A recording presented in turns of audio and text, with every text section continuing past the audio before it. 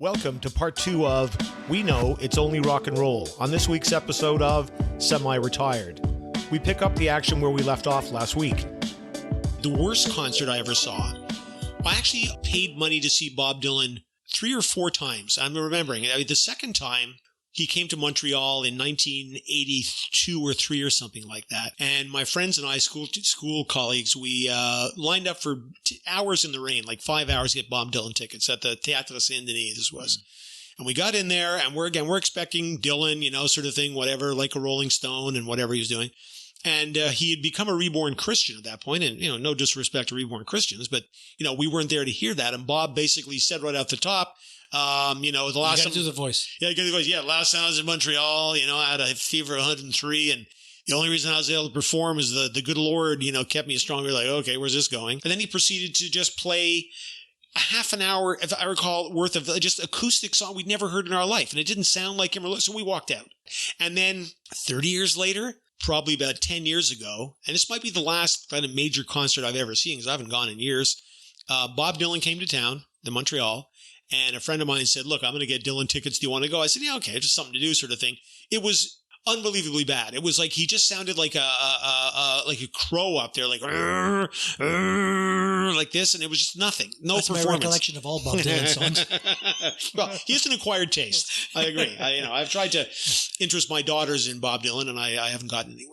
I've often wondered if I should ask someone, if you hate Bob Dylan and you really want to understand the mystique or whatever, what's the best album? But then the thing is, I'd have to listen to it. So, You would, yeah. so I haven't done it. In my case, worst concert would probably be as a mix between two of them, REM, which I forget what year was it. Around 88, 89. Okay. Because I remember my friend Patrick was still in town surprises before me he that left. it was that bad, yeah. The sound was fine. Yeah. The sound was fine. And musically it was fine. It's just they're boring on stage, Really? It's not that I'm expecting David Lee Roth to jump off Right. the ceiling or whatever, but they were just boring on stage to watch. And I'm like, I could have been home listening to a CD or listening to an album at the time kind of thing. I want a bit of presence, a bit of light show, a bit of something, smoke, explosions. No, not necessarily. But you want a little something. You're going there to get entertained. If I'm just going to listen to an album, I'll listen to it. That's a fair point. Yeah. And the other one would have been Bachman Turner Overdrive. I won't use the other name I used for them. Although it was great to listen to all the old tunes and all the stuff because Randy Bachman played a bunch of Guess Who stuff also. Oh, you saw them later, right? Much later. This would have been before 94. So, Bachman Turner Over the Hill, right? Yes. And it just okay show. Yeah. Music was great. Yeah. All the songs, whatever, but absolutely no presence on stage. No. They were older guys. They just basically stood there and played guitar, a bit like your description of the Cars. Yeah. That was it. Yeah. Yeah. So we go I'll just do a little pivot back to disco. Why not? So disco was big, and it's funny. I was listening to music with my wife the other day. We got into a whole Casey and the Sunshine Band thing, and the fun part is I was talking to friends. We have a call every Sunday. We've been doing this since the pandemic. 4 of us have a call every Sunday just to touch base and stuff. Friends from high school. And I mentioned the thing about disco, and a friend of mine said, nobody's ever allowed to say anything bad about Casey and the Sunshine Band. I said, you know what? I think you're right. I have to say, it was so good. I think you're right too. It was music that was engineered to shake your booty, shake your booty. It was as simple as that. And the lyrics are not very deep. It's like icing on a cheap cake.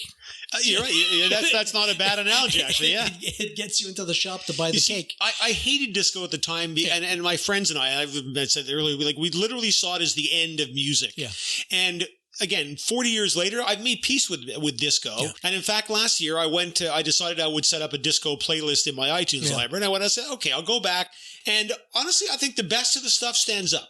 Casey's in there, Hot Chocolate, You Sexy Thing, and some of the couple of Donna Summer numbers, even a couple of ABBA numbers. And ABBA at the time was probably like the worst of the worst for me. But now I can kind of listen to Waterloo or whatever, or Chickadee-Dee-Da-Do, whatever. I'm not the same person, but I'll never call it one of my favorite genres, but it's a nice playlist. I got maybe 24 songs on it. And I think they're all strong. So early 80s, I'm walking to a friend's house. Yeah. And I'm walking down the street, And we were not into disco or whatever at the time. And I'm working in the pharmacy at the time. So this would be after, probably, let's say mid-'80s. Okay. So I'm walking by and I can still picture it in my head. And I hear music coming from, it's like a dépanneur. But they were blaring disco music, right? So I'm walking down the street and I'm going to meet some friends and I yell out, "Disco sucks!" Really, really loud, right? And I keep walking. I think I had my Walkman on or something. And I'm walking, all of a sudden I hear this commotion a couple of blocks behind me and this car peeling out, and this car comes screaming down the street. And as I'm about to cross one of the side streets, car turns the corner, skids across and comes to a halt. 4 guys in the car. No. So 4 guys in there, and the guys start going at it and asking me if I said disco sucks. And I stood there and I'm like, holy fuck, there's 4 guys going to beat the shit out of me because I called out disco sucks. 5 to 10 years after disco ended. Yeah. Yeah. And I swear, the next 20 minutes to half hour explaining to them my philosophy about music. And they listened to you? I think they just got bored after a while. Really? Eh? And I went into this whole thing about, musical tastes and stuff, and, how one person's expression is or one person's taste doesn't match with another's. And although, blah, blah, blah, I'm not into this kind of music and I'm expressing myself. If you're playing your music loud so I can hear it, I can make a comment that you can hear. Nice. And I don't think this is, and I convinced them, and then they go, blah, blah, blah, blah, they drove off. So it became a free speech argument. It became a free speech. And you avoided a beating. I avoided a beating. That's impressive. That's impressive. I think I should be a hostage negotiator. Honestly, that's about that skill set. Yeah, so I remember I showed up and my buddy's like, "What the hell's going on? We've been waiting for you for a half hour." I'm like, "Yeah, I had to avoid a beating because I screamed disco sucks to someone." Wow, I remember that disco. I think there was T-shirts that did disco sucks, right? Yeah. It was actually a thing. It was a big call thing. it a meme now sort of thing, right? Exactly. We didn't use the word then, but yeah, it was a meme, yeah. And I think it was a thing that was on WKRP in Cincinnati too. They made reference to that because I believe there was a big record burning. Was it in Cincinnati where in that baseball stadium or something they burnt a whole series of disco records? Yeah. That's ringing a bell. I think you've got it there. Yeah. I can remember hearing that. I think, again, being at the Bay at the time, the department store, and hearing about this and thinking, finally, right? So we're watching it on this bank of TV screens or something going, that's exactly what we've been talking about, Thank God. Yeah. Cavalry coming over the hill, Exactly. But even by then, by the time this whole movement came out, the thing was dead anyways. Yeah, absolutely. Yeah. They ran out of cocaine. Yeah, I'm sure they did. Yeah. It was like a 2 or 3 year phenomenon of, and again, left behind some good dance music. Exactly. But, you watch some of those Casey and the Sunshine Band videos or, performances from back then. I was talking to my friends and I was like, I'm sure if you looked on the liner notes of those albums, cocaine is one of the it would have to be, the songwriters on there because you just see the energy going on. It's like, man, those discos at the time, it was just everybody was fucking whacked. Yeah. No, that was the era, right? I was not into that sort of thing, but I think everybody was whacked during the disco era. Yeah. Do you ever go to any discotheques in Montreal? Actual discotheques? No. I went to one or two because some of the people at the Bay were like, say, some of the young women wanted to go out dancing. We were all like students there, so whatever. So we went to a couple of discotheques. I couldn't stand it. Wasn't there like a Studio 55 or something to emulate Studio 54 on from Mountain New York? Street, right? I think so. Yeah, there was something like that. Yeah, there was actually. Yeah, I know what you're talking about. It was in that just. Oh, I say that, but that's not true. No? I did go to when I worked in pharmacy. Yes. In 81, I was working in Anjou, and some of the guys from work would go to l'Action Disco Club. No, I never heard of that. Now, l'Action would be in the East End, I think on the 40. Near L'Angelier or something like that. Really, eh? Yeah, a huge freaking disco club. And I forget if it got firebombed one year by the mob or something. Something like that. But l'Action Disco Club would probably be the only discotheque I've ever been in. Yeah. And this would have been when disco was already dead, right? Right. But at that point, they were starting to branch off. I remember hearing White Lines by Grandmaster Flash there. Oh, God. Yeah. I wouldn't even know. Rapper, right? Yeah. Great song. Great song. I've never, I don't understand rap. I mean, I'm going to sound like a Luddite here, but it doesn't talk to me. I didn't really get it. And I think it's only with my son playing stuff for us. Sometimes we'd come down. I used to call it Saturday morning dance party. Right. Where we'd come down and I'd put some music on. And we didn't dance. But, because the doctor told me I'm not allowed to dance. So, if I can go back to a dancing story. Yeah. So one night, again, back when I was working in pharmacy, we ended up at a friend's house for a party. So I got a little drunk. And apparently, I may have disrobed. And I may have ruined the guy's house because at one point I was dancing and clapping while holding pizza in my hand. Wow. And I splashed the wall. I got everybody dirty. While disrobed. Apparently. So I went into work the next day, no memory of it. And guys are telling me, a guy hands me a dry cleaning bill for the shirt I ruined. And then everybody tells me, by the way, you got naked last night. And so to this day, I say, I've gotten drunk before and never disrobed, and I've danced before and never disrobed. But if I drink and dance, apparently I disrobe. So I try not to combine the two. Well, that puts a whole other kind of spin on your disco sucks kind of, outburst there. A spin, yeah, exactly. Exactly. I'm glad that's the days before our phones. Yeah, that's right, yeah. Imagine, eh? Imagine. Yeah. There would be some lovely hard to live down, eh? Yeah. Pale man dancing naked. Yeah, there's your Instagram story right there, right? Jesus. Exactly. Yeah, so disco. Yeah. Yeah, and then I think, when I think about musical journey, I totally lost track of music in the mid 80s. I kind of stopped going to concerts. I stopped buying albums. And I'm not saying that this is valid. I was under this impression that music had just gone all soft. I mean, the electronic drum machines were coming out. I didn't like the whole Wham, Depeche Mode, Spandau Ballet kind of thing. Oh, really? Yeah, wasn't my thing. Wham, no. I don't put Wham in the same group. They may have been in the same era. I may have mixed them up there, but, you said Depeche Mode I like. I don't even know a song. It's just the whole flavor. And again, this is me sometimes. You don't have a personal Jesus? No, I don't have a personal Jesus, no. One of their songs. I sometimes judge things a bit too without really looking enough into them. And the whole thing, the haircuts and the clothing, I've discovered since that movement, that musical movement, it was called the New Romantics. Oh, yeah. And these bands there was a like band that. called the New Romantics. Oh, right, probably. Yeah, possibly, yeah. And there was I don't think the Smiths are part of it, but I completely missed the Smiths, Joy Division a bit earlier, who I love now. I mean, I love the Joy Division, but I just turned off, and lost the thread completely. Well, I was into all that stuff. My my younger brother also was a little bit into that, more of the Smiths kind of stuff. Smiths I didn't like. I found him a little whiny. Whiny, yeah. But, New Order, Blue Monday, come on, great song. New Order. Oh, yeah. Oh, that was what Joy Division became, right? Yes, exactly. Yeah, that's right, yeah. Ian Curtis committed suicide. Yeah, that's right, yeah.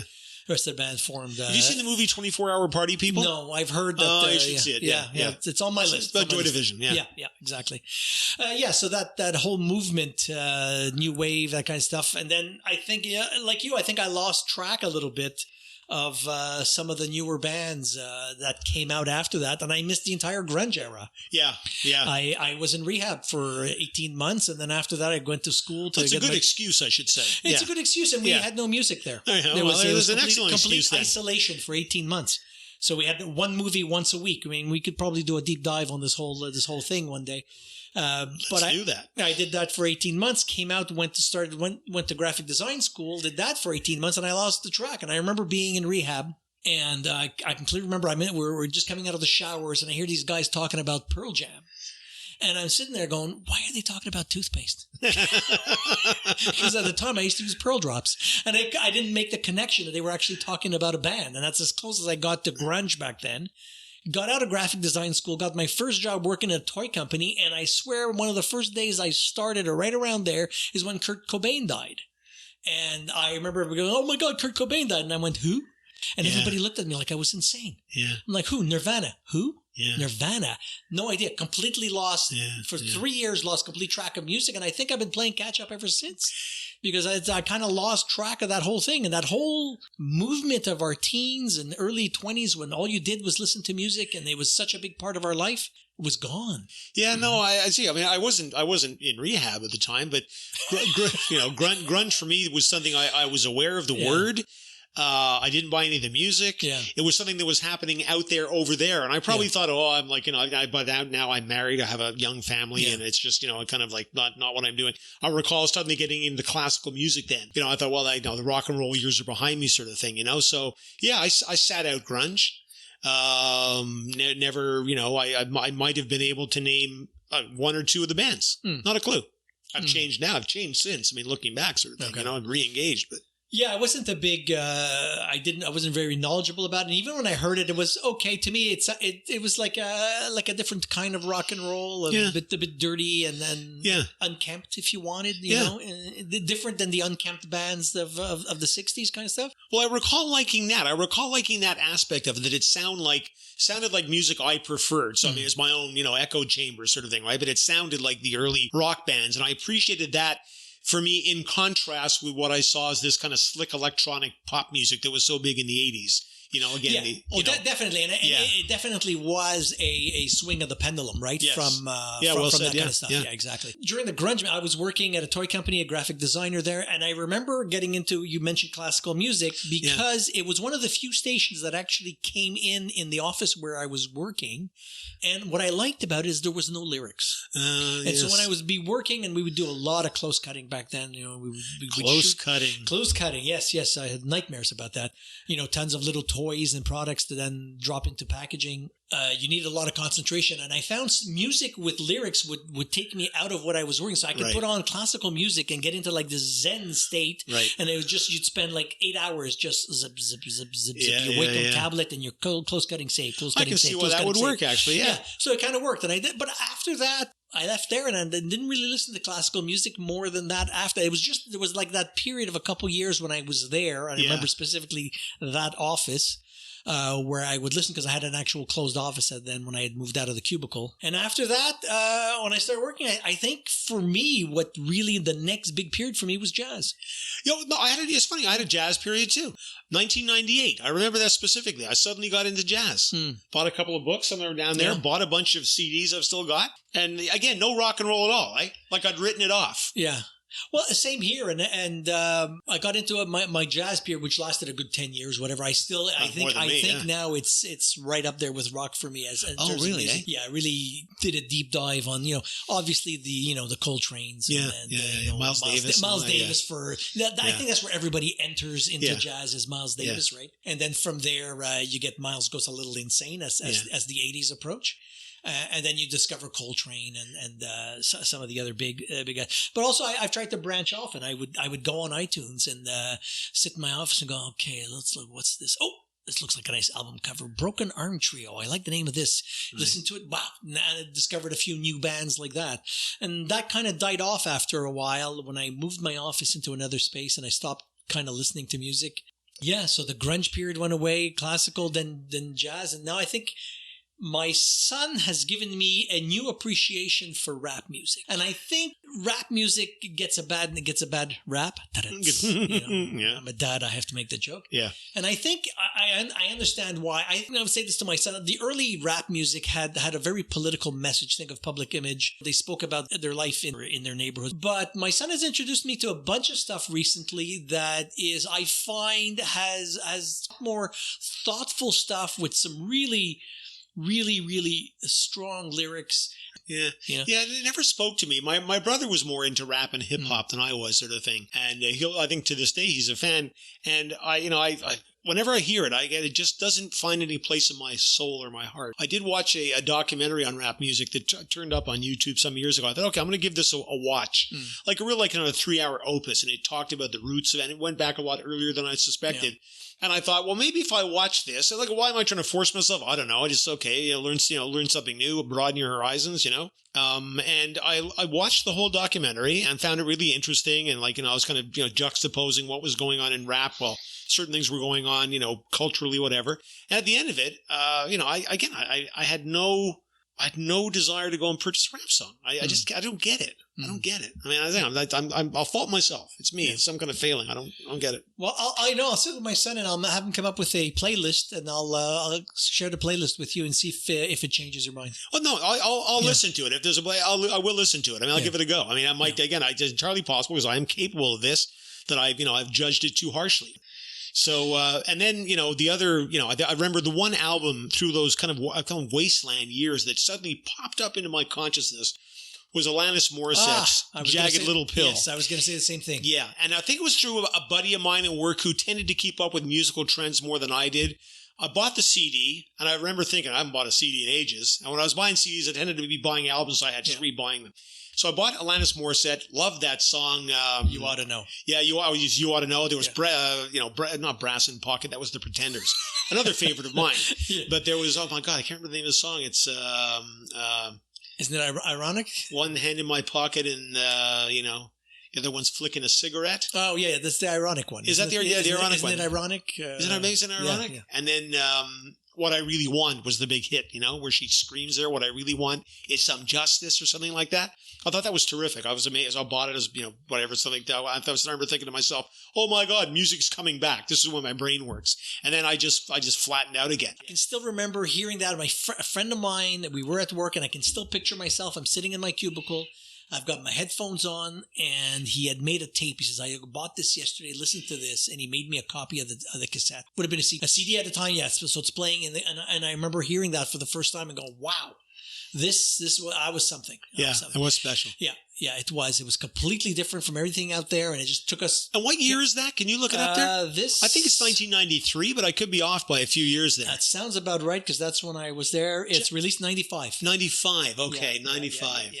Yeah. That's okay. Right in between my two daughters, because I have one daughter born in 94, one born in 96. Yeah. So I recall that, and then I went dark again. It didn't suddenly rekindle. I recall going to music shop when there was still like record stores, and noticing that none of the bands were there anymore that I used to look at, sort of thing. You wouldn't see any Neil Young. In fact, I remember asking the kid at Fairview.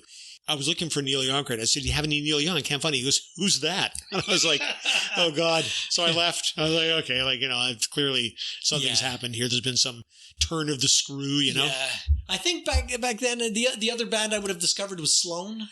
I've never heard of them. Sloan, I think they're out of Nova Scotia, Canadian band. Okay. Great stuff. You would have heard some of their hits. Okay, fair enough. Yeah. Back then, Sloan, and I think the only band that's really excited me recently. Actually, there's two. Okay, I'm going to name two. One was them Crooked Vultures. I'm aware of them. Which is, they put out one album. It's David Grohl from Nirvana and Foo Fighters. Right. Isn't it a Josh Homme is in there as well? Josh, the guy from Queens of the Stone Age? Yes, exactly. Yeah. And John Paul Jones. From really? Zeppelin. Yeah. Okay. It is so good. If you're a fan, this is what Zeppelin could have been had they continued. Right. And evolved their sound a little bit. Right. It's very... it's very reminiscent of it without being too much of an imitation. Really, really good song. Strong, really strong. I saw them. I remember I heard it. I bought the album on iTunes at the time, and I saw them on Austin City Limits. Great show. They do the whole album. Right, really. Austin City Limits. There's a couple other concerts. If you look on YouTube, you'll find a couple other concerts. Interesting. Really, really, really good. So that is one. And again, it was a one-off deal. I don't think it'll ever happen again. Of course, the other one would be, of course, the White Stripes. Oh, I love White Stripes. The White Stripes. Love it, yeah. Fell in love with a girl? I mean, I can listen to that.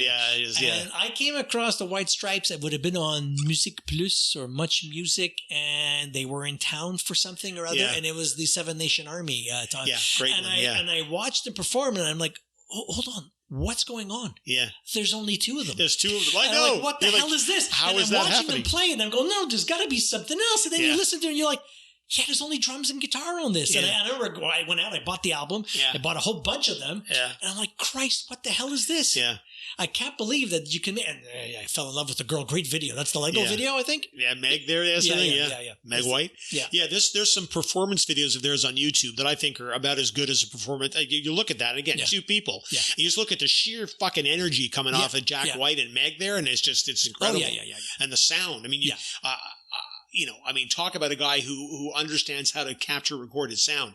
Absolutely. It's so warm and so it's beautiful stuff. I'm glad you brought them up. Yeah, I wasn't thinking about them. So so I mentioned White Stripes. The other one would be Beck. Oh yeah, were you a Beck fan? All I know is I'm a loser. The Beck song. Well, you're probably going to tell me that's like not what I want to listen to, right? No, well, that was the first album. That's what he exploded from. That was the first album. But after that, I mean, some of the stuff is just absolutely masterful. And every album has a different sound. Really? Yeah? Oh yeah. Guero is a great album. Modern Guilt is probably one of my favorite album covers. It's very reminiscent of the old jazz albums. Very, very simple. Okay, a half-shot white Modern Guilt across the top. Great album. Really, really. Is he American or English? Beck's American, American, yeah. And the other one, which is going to sound a little cheesy, but to me, it's Greta Van Fleet. Okay, I'm aware. Are they the Led Zeppelin sound-alikes, right? Yes. Or that's how they get described, that's right? That's how they often get described. I've not heard a bar of their music, so I don't know. I think it's a bad rap. Yeah, because he has that sort of high voice, whatever, that sounds a bit, Robert Plantish, whatever. But I think the music stands on its own. Really, it's old type rock and roll. If you like Zeppelin and you like that kind of stuff, to me, it sounds great. Wow. It sounds great. Yeah, I should give him a listen. Yeah. I remember hearing this thing on the radio. I was at work and this song kept coming on. And I'm like, what the hell is this stuff? And I thought it was like a lost Zeppelin track from somewhere, like Coda, the album that should not have Coda been. Should not have been, I agree. Things that end up on the cutting room floor end up there for a reason, right? Yeah, right? We don't pick up our hair off the floor and keep it for a beard later. I know. Yeah. That stuff should stay there. I don't think I've listened to a minute of Coda. No. I know what you're talking about, and I'm aware it's out there. But again, for me at that point, I had given up on Led Zeppelin after "Fool in the Rain." I thought that was like some kind of Frank Sinatra fucking song. I was like, oh my god, what? You guys were communication breakdown. Yeah. There's a couple of good songs on that album. Okay, fair enough. Fair enough. There's a couple of good ones, but yeah, you're right. "Fool in the Rain," "Hot Dog," yeah. But there's a couple of my getting into recent years now. My source of the music came from a very particular source. Actually, I was listening to for an extended period of time a podcast. Host is a guy called Sam Cedar, talking about politics and current events. And they would, I don't know how I discovered them, but I found them really entertaining. And I would put them on when I came home. And they, for a long period of time, were playing interstitial music. And it would always be, and I'd think, I really like that song. So I'd soundhound it. And it would be like The Strokes or The Hives, or like the New Pornographers, or whatever bands I'd never heard, with Titus Andronicus, whatever. Yeah, the New Pornographers could have been a '60s band. Yeah, very much so. Yeah. So I started suddenly adding to my iTunes library these one-offs, two-offs, or yeah.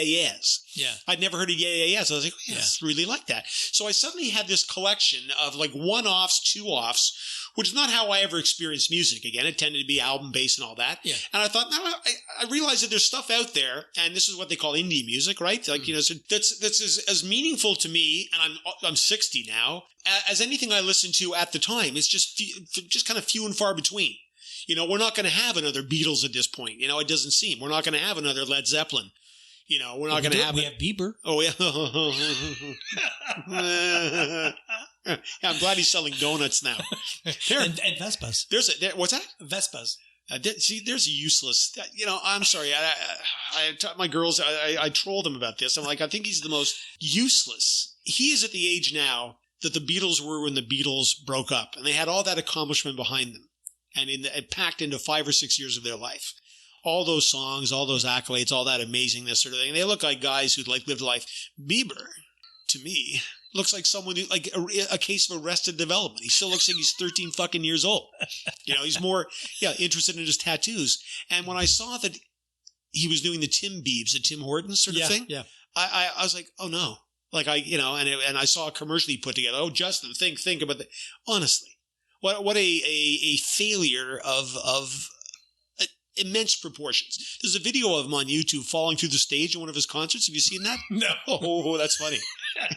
Yeah, there's like a trap door and he falls through it. I watch it every now and then. Does he fall into a pile of donuts? It just disappears. Yeah, but that would have broken his fall sort of thing. You wanted to do something a little harder than that, I would hope. So I'm sorry for all you Bieber fans out there. I'm like, I don't know what's going on there. I mean, will anyone listen to any of his music 5-10 years from now and go think back to it?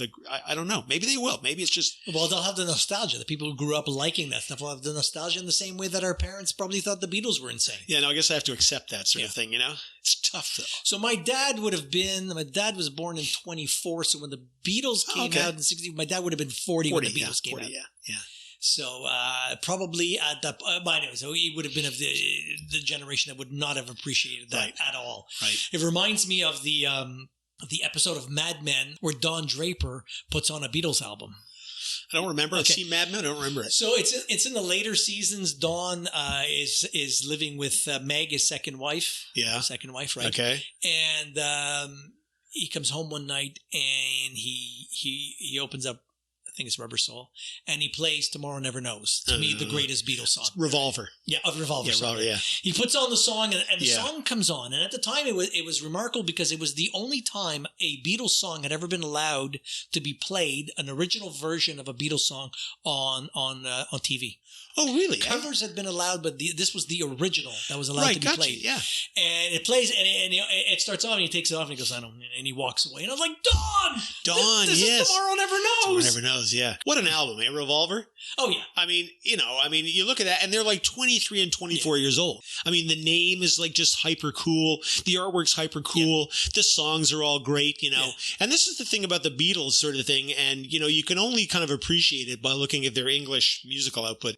Those guys through the peak years were putting out 2 albums a year, 14 songs per album. There'd be 6 by John, sung by John, 6 McCartney compositions, written by, sung by, a George, and something they'd done for Ringo. Yeah. And they would precede the album with like a double A-side single. And 6 months later, they do that again. Yeah. It's awesome. And it's like, who does that? It's output you don't see today. You don't see it. No. That's it. You don't see it. And some of their great songs, like We Can Work It Out, Day Tripper, Paperback Writer, Rain, Strawberry Fields, don't appear on albums. They were just done as singles for extra value. In the UK.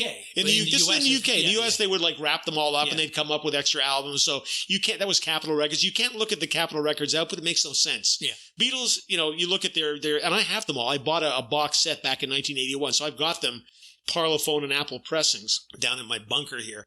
And again, the speed is astonishing. And Revolver, I don't know. I think Revolver is just it's a snapshot in time. And to your point, Tomorrow Ever Knows, I think it's just amazing. Yeah, just amazing. Revolver and Rubber Soul, I think, love Rubber Soul. Is the peak of the Beatles. Their later stuff is good, but in a different way. I think Revolver and Rubber Soul is the peak of, I don't want to say the approachable music, because after that they started experimenting, started doing some wilder stuff, which I really love. And for the longest time, to me, Rubber Soul and Revolver were my favorite albums from that. But I think it's evolved now to Abbey Road and Let It Be. I think to me, I've really I still love those two. I mean, for different reasons. But I think that the Rubber Soul Revolver combination. So we're talking October, the harmonics on that. Yeah. It's just the harmonies are just beautiful, unbelievable. And we're talking October 65 for the first, and then August 1966 for the second, just before they stopped touring forever. That's like peak Lennon and McCartney sort of thing. Oh yeah. What you see now, like they really never, like I don't think collaborated as closely after that. Brian Epstein died a year later.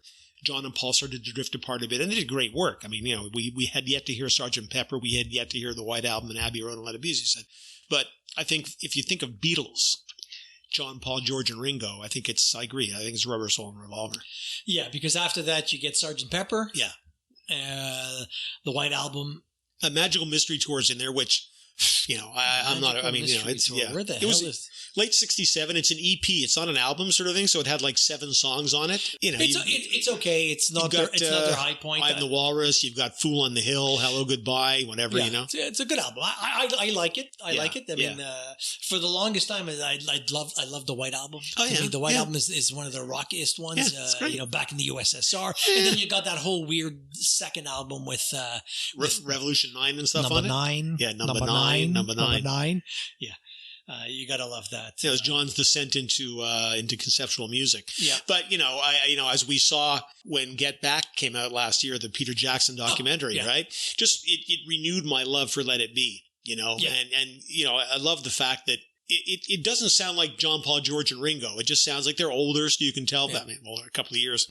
But the output is just it's 4 guys, no studio trickery, guitar, bass, drums. They had a keyboard. They had Billy Preston sitting in. It's just great. Now, the whole Billy Preston thing. Yeah. Can you imagine those songs without Billy Preston?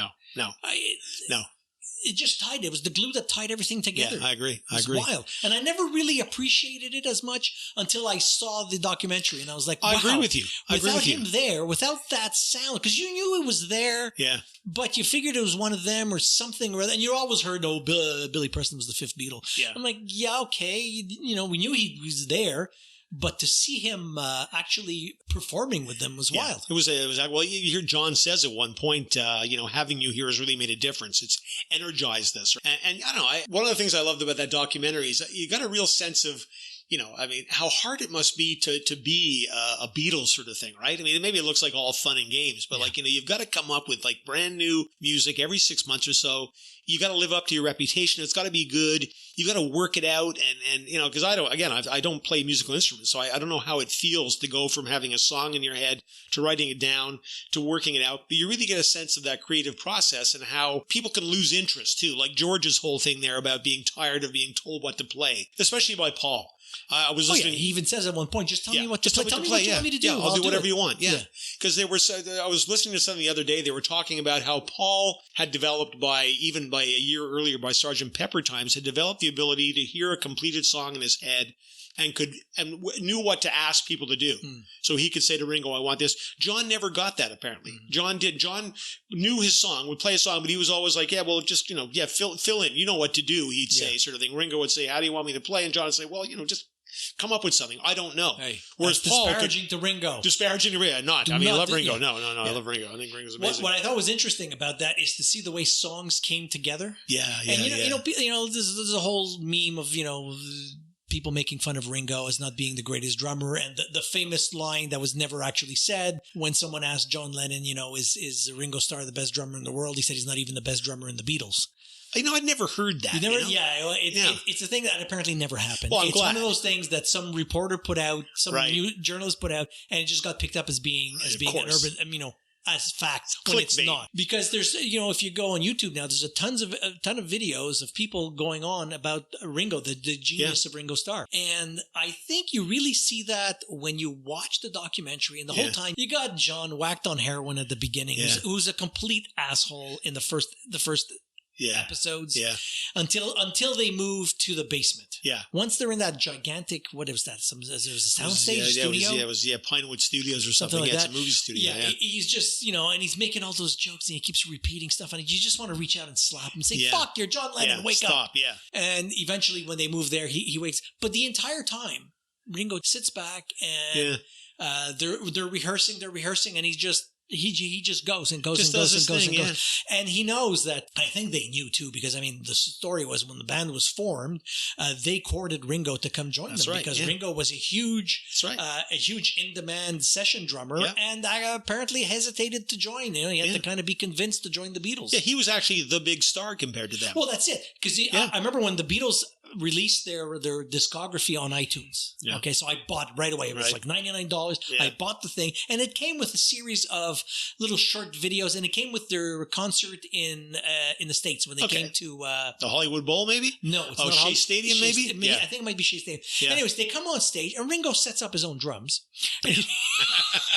He's got a little stage, and he comes on stage, and the announcer goes, "Oh, by the way, everyone, this is Ringo Starr," and he actually doesn't introduce the other guys. He introduces Ringo Starr because Ringo was the star.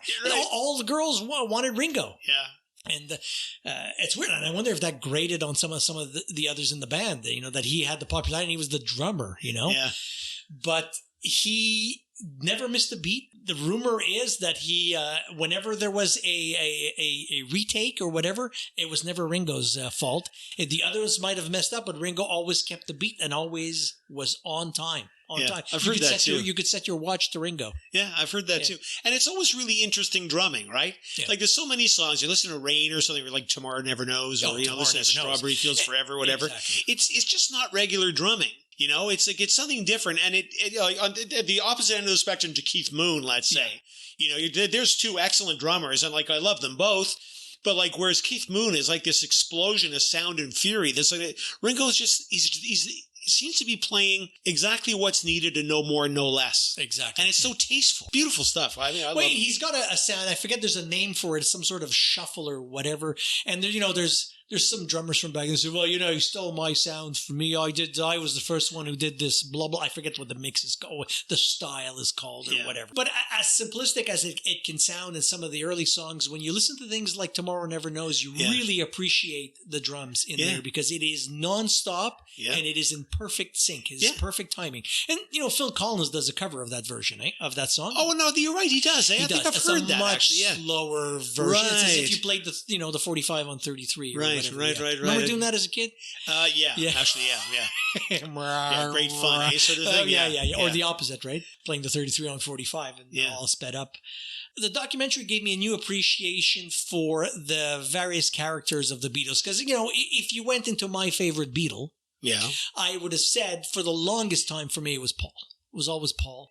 John was, the sort of intellectual, but I found him a little pretentious and a little condescending and a bit of an asshole. But he is. That's it. I think he is. That's his thing. I know. And whereas for me, growing, in the 70s, Paul kept going with Wings, right? Yeah. I mean, John had a little bit of, he did some stuff. Yes, he did Imagine and whatever, and a few things in the beginning.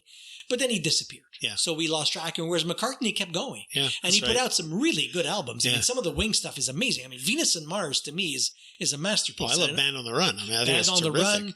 Venus and Mars, Red Rose Speedway. These are I know them less. I have to tell you. Yeah. Venus and Mars is... Well, I had that album. I picked it up somewhere, and I played that thing practically till it wore through. Really, really good song. I mean, every single song on there, it's one of those. Yeah, that's a period of Paul's career that I kind of dropped out of a bit. Early, right till Band on the Run. I don't think he did anything after Band on the Run. Then he started those collaborations with. I think Red Rose Speedway is after Band on the Run and Venus and Mars. Yeah, it might be. Okay. Yeah, because he came out of the Beatles. He did McCartney, which had like maybe a Maze and stuff on it. Then he had Ram. Yeah. We had like Too Many People and Admiral Halsey and all that. Then he did Band on the Run, and then I think it's Venus and Mars and Red Rose Speedway. Because his first album after he leaves the Beatles, which has Uncle Albert on it. That's right. That's right. Is just called. I think it's just called Paul McCartney. I think. Yeah, I think it's just called McCartney. The one with the bowl of cherries on the front cover, right? Something like that. Yeah, exactly. So Red Rose Speedway is 73, and then Band on the Run is also 73. Oh, they're both 73. Okay. April, December. Okay, so which one's first? Red Rose Speedway. Oh, no kidding. As Wings. Okay, right. So I'm looking up Wings because sometimes it's called Paul McCartney and Wings. Right. Yeah, and then you've got Band on the Run, Venus and Mars, Wings at the Speed of Sound. Yeah. London Town, then Back to the Egg. I wasn't such a fan of. I felt like Paul had gotten too kind of soft and poppy in those days. And even now, if I look at my McCartney library and my iTunes library, I don't have songs from that period. I've got a couple of things from McCartney, a couple of things from Ram. All of Band on the Run. That was actually an early album I bought. That was an early way back in this podcast. That was certainly one of my first 5 albums. Yeah, was Band on the Run, and I loved every song. Still do. Yeah, it's a good album. But we talk about favorite Beatles. I can't. It's funny. I find Paul and John to be a bit like red wine and white wine. It depends on the kind of mood I'm in, right? I like them both. I wouldn't want to get rid of either of them, and I find them so. And I think John was a difficult character. I think if you were John's friend, you'd take some damage. I think he was, his insecurities there and a bit of abrasiveness. Whereas Paul's very smooth, very charming and all that. And that's okay. Well, you see that in the documentary. Paul is really trying to hold the band together. He's doing everything he can. Yeah, I think there's one point, you may recall this, where, and this is where they're at the studio at the beginning, where things are kind of rocky and George leaves at one point or whatever. And Paul's sitting there. And says, and it looks like he's actually going to break into tears. He says something like, and then there were 2, because Ringo's not there, or John's not there, and George isn't there. And you can see him, the weight of losing the Beatles sort of thing, And it must, if you're 27 years old, you're a Beatle, you're this musical phenomenon the world's never seen before, a cultural icon, and you feel like it's falling all down around you. I mean, it's going to be a heavy experience. And you get the feeling also that by that point, John has met Yoko. He's done the Beatles stuff. He's done it, but now he's starting to. I'm not blaming Yoko in the sense of Yoko broke up the Beatles because you watch a document, you really don't see that. It's not. I think it could have been anybody. Exactly. I think at that point they had been so big for so long that they kind of needed a breather. And whereas Paul was all about music. And he just wanted to continue. If he could, he would have kept this thing going forever. Yeah. And that's why as soon as they were gone, boof, he's back recording. He forms the Wings. It goes through the 70s and he just never stopped. Whereas John stopped, did a few things, stopped, had a family, and then came out with Double Fantasy. And then got killed, sadly. Yeah, exactly. George, after being pent up for so for so long. Yeah. Right? I mean, it was fantastic when you see the part. I was watching the movie last night, and blah, blah, blah. And it's some science fiction movie. And he goes, and I wrote this, and I can't remember the name of the song. He goes, I came up with this. And you're like, how the fuck did that come out of a science fiction movie? Yeah. And then, a couple of days later, he comes out with another song. And after the Beatles breakup, he puts out a triple album. Yeah. The guy had so much material that had been held up. Yeah. Well, there's a guy, there's fortune and misfortune, right? Fortunate to be part of like the greatest band of all time. Misfortune that you're the third guy behind, Lennon and McCartney. Yeah, exactly. I've given him like one song per album, like Taxman on Revolver. Yeah. And I forget his song on Rubber Soul right now. For the longest time, I didn't know Taxman was a Harrison song. Yeah. They always sing their own songs, right? That's the thing. Somebody told me that one time. That was the key. Like, whoever's singing, it's primarily their song. Yeah, exactly. And the other thing, interesting to think about is John will primarily write in the first person. I, don't let me down. I am the walrus, whatever. Yeah. Let me take you down. Well, that sort of thing. Paul will often write in the third person. I'll write about characters more, like Ellen Rigby and JoJo and, and Rocky whatever. Raccoon. Rocky Raccoon. So, they have their different ways. But again, for me, impossible to say that one is, I like listening to them now for 50 years. I can't say I've got a favorite. I love Rain. One of my favorite Beatles songs is John's Rain, B-side of Paperback Writer, May 1966, just before Revolver, the album Revolver. I fucking love that song. I think it's just like an awesome, it's so un-Beatlesque for the time. Like it's the first one, I think, if you look at the continuum, that isn't sort of like doesn't have and I don't know how to express this, a standard song structure. It's just, and Ringo's drumming there is terrific again. It's strange. Anyway, so love that for John. But for Paul, how can you do without Penny Lane or, Get Back or, or Hey Jude for that matter, Exactly. I can't do without him, And you're doing that when you're 25, 26. I find it amazing. You're right. So like I said, for the longest time, I would have picked Paul as my favorite. And I think after watching the documentary and later in life, I started to gravitate more towards Ringo to appreciate the drumming, the fact that he kind of just was the steady guy there the entire time. You see it in the documentary. Who is that? It's not Stella. Is it Stella who shows up at one point? Stella McCartney? A little girl? Heather, I think it's Heather McCartney. Drums, and he's like, everybody else would be like, can you get the kid out of here? Kind of thing. And he's like, bang on these drums. Yeah. And I love the fact that someone commented, the drums are rented. Yeah. Oh, really? There's a sticker from the place they rented them from. And it's like, here's Ringo. As if he can't afford drums. They got a rented drum set in there. Yeah. Well, I like that. You look at them, you see when they're eating lunch, they're eating beans on toast, right? Yeah. From like the Apple cafeteria or whatever sort of thing, right? There's no like special bottled water or, kind of special sandwiches. None of the precious stuff. None of the precious stuff. Have to have. And when they play the rooftop concert, it's fucking cold up there. You can see the blowing on their fingers, right? Not complaining. No. In fact, it was their idea. You can see it, like, John's like, they're like this and that, like producing this. They're just not babies. Exactly. Not babies. See Bieber do that. I don't think so. Bieber would have to have special donuts. Oh, of course he would. Yeah. See it. So I think my favorite Beatle, you're right, is the kind of thing that's very hard to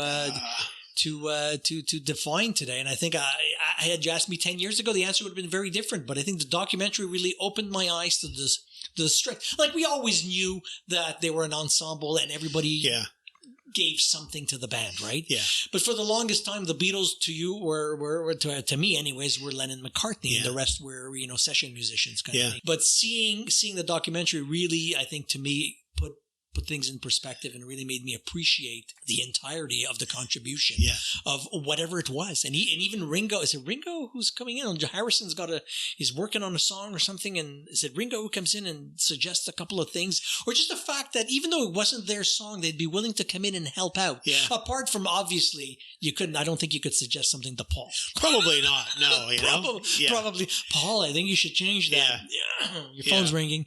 Yeah. I don't know. And I thought that too. I don't know if it was me. I thought I sensed whenever Paul showed up, I sensed that like the kind of like the vibe changed. It was like, okay, we're on now sort of thing, like it was like, okay, like the boss man is here. We're going to start working, Yeah.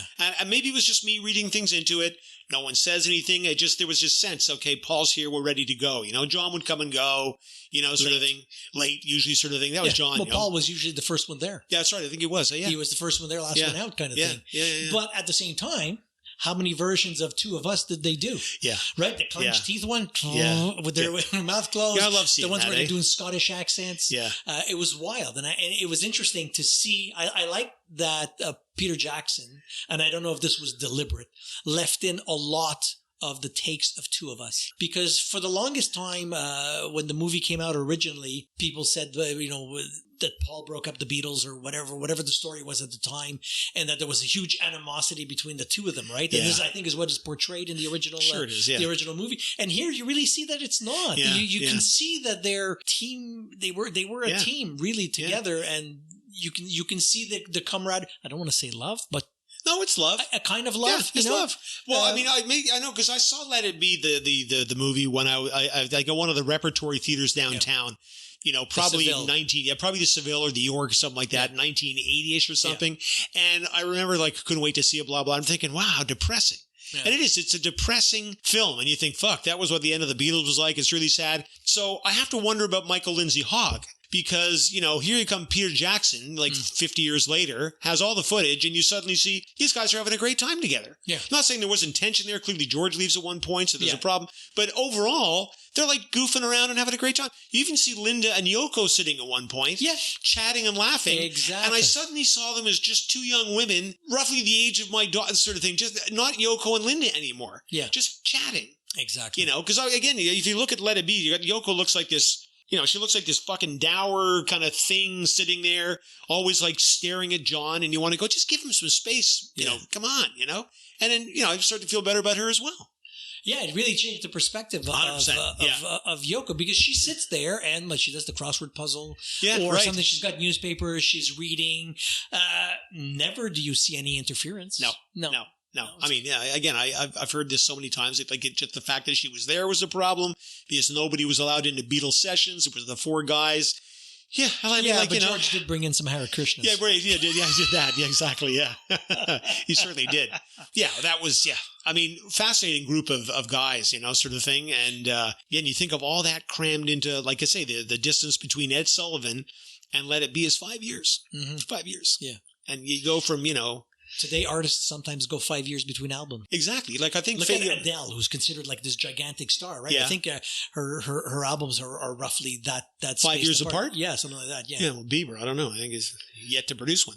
So, I mean, I remember this was something going back to the Cars. They were criticized, or was it Boston at the time? They were criticized because they were taking too long between albums. And it was I think it was the Boston. It's Boston. Yeah. After their second album, they waited, I think, 10 years. He was mastering the album in his basement for 2 years or something, getting it just right. And this whole kind of excellence thing crept in, right? And you're like, okay, really?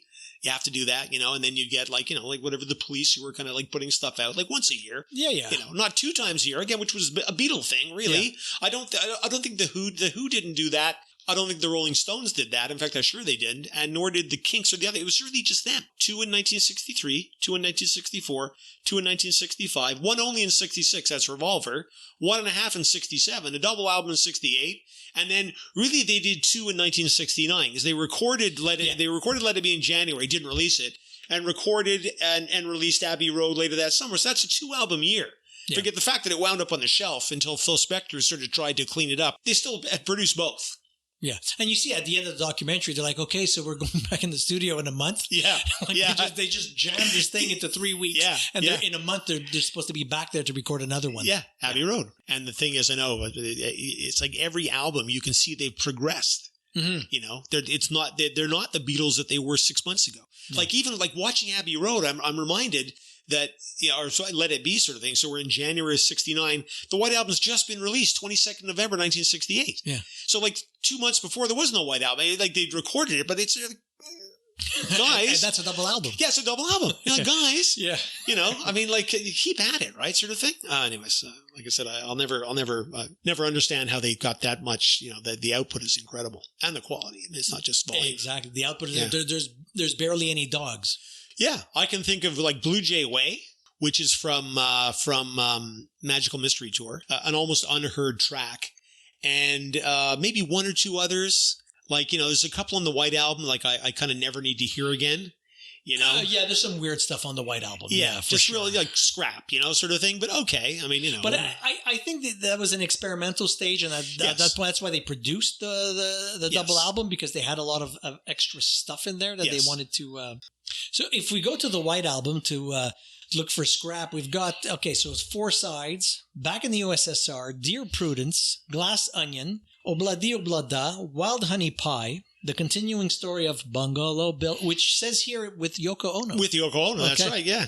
While My Guitar Gently Weeps, obviously the Harrison one. Happiness is a Warm Gun. A terrific first side. And the only thing there that's not like a major hit song, frankly, is the Honey Pie piece, which is a little 1 minute, like, you know, kind of segue. Yeah, exactly. The rest are terrific Beatles songs. Absolutely. You know, that's practically an album there, an early album, yeah. Side 2, you've got Martha, My Dear, I'm So Tired, Blackbird, Piggies. Piggies, yeah. It's a kind of a fun song, yeah. Well, Charles Manson loved it, so there you go, right? Yeah. Rocky Raccoon, Don't Pass Me By, the Ringo Starr. The Ringo one, yeah. Yeah. Why Don't We Do It in the Road, I Will, and Julia. Again, a great varied side. Everything from like rockers to like beautiful ballads, like it's all there. Could have been an album. Yeah, could have been an album. Side 3, Birthday, Your Blues, Mother Nature's Son, Everybody's Got Something to Hide Except Me and My Monkey. Love that. Sexy Sadie. Sexy Sadie, yeah. Also loved by Manson and family, yeah. What's it? Yeah, that was like, they called Susan, whatever her name was, one of the Manson family, they called her Sexy Sadie. Okay, Helter Skelter, speaking of Manson. There you go, yeah. Long, Long, Long, which is a Harrison one. And then side 4, Revolution number 1, Honey Pie, Savoy Truffle, Cry Baby Cry. Love that. Revolution number 9, and then Good Night. So Good Night, yeah. Yeah, so when you think about it, not a lot of scrap. Not that much scrap, no. I mean, if you had to remove one song to make it tight, it would probably be Revolution number 9. Yeah. Because it's very experimental. It's what, 8 minutes, 15? Yeah, I'm not even sure if I call that a song. I mean, I know it. I mean, it's like that pure, just atonal kind of, electronic sounds, right? Well, it says lead vocals. Everything else mentions the lead vocals, and here it mentions speaking from Lennon, Harrison, Ono, and George Martin. There you go. Yeah. Speaking. Speaking, yeah. So that must have been quite an experiment in tape and overdubbing and studio effects kind of stuff. I heard somewhere the Paul didn't want to include it. He actually was like adamant. They had a big fight about this. Yeah. Like he was like, no, I don't want this on the album, sort of thing. You know, I can see that. Yeah, I can see it too, right? Because I mean, it's just a thing, right? Yeah, it's distraction. And meanwhile, John's releasing those albums out there where him and Yoko are naked on them and stuff like that, doing his own stuff anyway, right? And Yoko screaming. I remember my brother playing me one of these one time. Yoko Ono, I forget what the name of the song was, and she's just screaming. Yeah, she does that. Yeah, I've seen her do it. It's kind of unnerving. So we've spoken of when giants roamed the earth. It's been a long and winding road today, I think. Exactly. I'm sure every generation will have their own giants roaming the earth. This is ours, obviously, because of our age and our time period we grew up in. Yeah, but I do think. I mean, I say this, and again, I'm going to sound like the boom or whatever. I think that there was a really intensely creative period for music that lasted for me from about 1964, 65. When the revival started, the British invasion, the folk music after that in the U.S., to about 1984, 85 sort of thing. I mean, in the same sense that I think long-form television is really big right now. There's great TV coming out. You wouldn't have said that 15 years ago. But there's just a lot of energy being poured into it, and people are successful at it. I think there was something animating that. Well, I know there was something animating the music then, and it was attracted people with a sense of purpose and vision that turned out to be misplaced. Meet the old boss, same as the old boss, like the Who said sort of thing, right? But for a while there, it produced terrific music. I think of a higher caliber from a density perspective than we get today. So if you could go back in time, how old would you want to be in 64? Oh, I've thought about this before. I've thought about this, and I used to think that I was born 20 years too late. Yeah. The Beatles and all that are born between 1940 and 43. So are the Rolling Stones and most of them. I mean, by 1950, you're getting your Phil Collinses and Peter Gabriel's. So I thought that, I was born in 41, say. You wind up being 23, exactly like a Beatle age sort of thing, and experience those intense 4 or 5 years, right, of the 60s. Again, from an artistic, like the clothes and the art and the books and the music, and it's all there. Yeah. And then it kind of... The racism and... Well, there's that sort of thing. Yeah, there's that.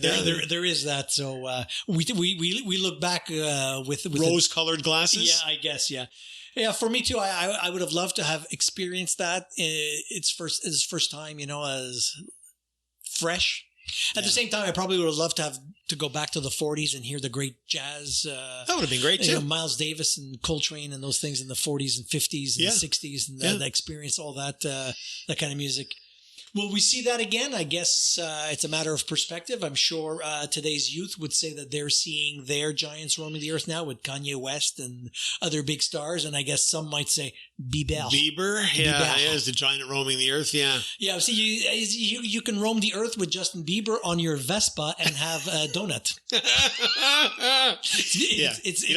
It's music for the Yeah, to that I say let it be. Yeah. Let it be. All right, Dave. So I guess we'll close out here. And we will. And terrific discussion. And I think I know what I'll be doing this afternoon, listening to some good vibes. I think so. Under the headphones. Have a great week. Thanks. You too.